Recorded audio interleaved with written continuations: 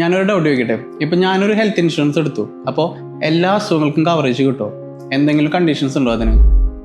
ഈ ഒരു ക്വസ്റ്റ്യൻ ഒരുപാട് പേര് ചോദിക്കുന്നുണ്ട്. പക്ഷേ ഇതിനൊരു ആൻസർ പറയുന്നതിന് മുന്നേ ഇൻഷുറൻസ് കമ്പനികൾ എങ്ങനെയാണ് ഫണ്ട് സ്വരൂപിക്കുന്നതെന്ന് നോക്കാം.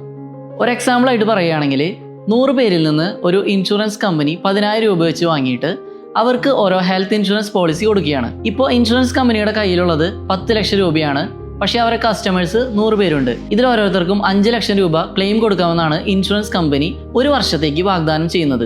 ഈ ഒരു സിറ്റുവേഷനിൽ ഒരു വർഷമായിട്ടും ആർക്കും അസുഖങ്ങളൊന്നും വന്നില്ലെങ്കിൽ, ക്ലെയിമുകളൊന്നും വന്നില്ലെങ്കിൽ ഇൻഷുറൻസ് കമ്പനിക്ക് ഈ 10 ലക്ഷം രൂപ ലാഭമായിട്ട് കിട്ടും. അല്ലെങ്കിൽ ആരെങ്കിലും ക്ലെയിമിനായിട്ട് പോവുകയാണെങ്കിൽ ഈ 10 ലക്ഷത്തിൽ നിന്നാണ് അവർ ഫണ്ട് കൊടുക്കുന്നത്.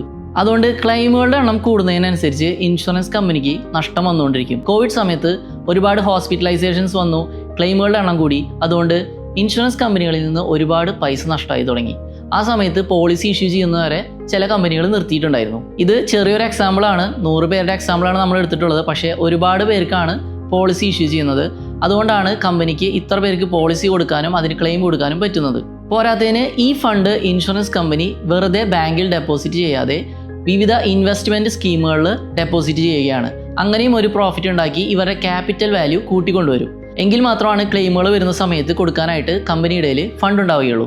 ഇത്രയും കാര്യങ്ങളുള്ളതുകൊണ്ട് നഷ്ടത്തിലാവാതിരിക്കാനും ഗവൺമെൻറ് പറയുന്ന റൂളുകൾക്കും ബേസ് ചെയ്തുകൊണ്ട് ഇൻഷുറൻസ് കമ്പനികൾ ഓരോ കണ്ടീഷൻസ് വെച്ചിട്ടുണ്ട്. ഈ കണ്ടീഷൻസ് എന്ന് പറയുന്നത് സ്പെസിഫിക് കാറ്റഗറീസ് പെടുന്ന അസുഖങ്ങൾക്ക് 1 വർഷമോ 2 വർഷമോ ഒക്കെ വെയിറ്റിംഗ് പീരീഡ് ആയിട്ടും, അല്ലെങ്കിൽ സാധാരണ ക്ലെയിമുകൾക്ക് പോലും 30 ഡേയ്സ് വെയിറ്റിംഗ് പീരീഡ് ഒക്കെ ആയിട്ടാണ് ഓരോ കണ്ടീഷൻസ് വെക്കുന്നത്.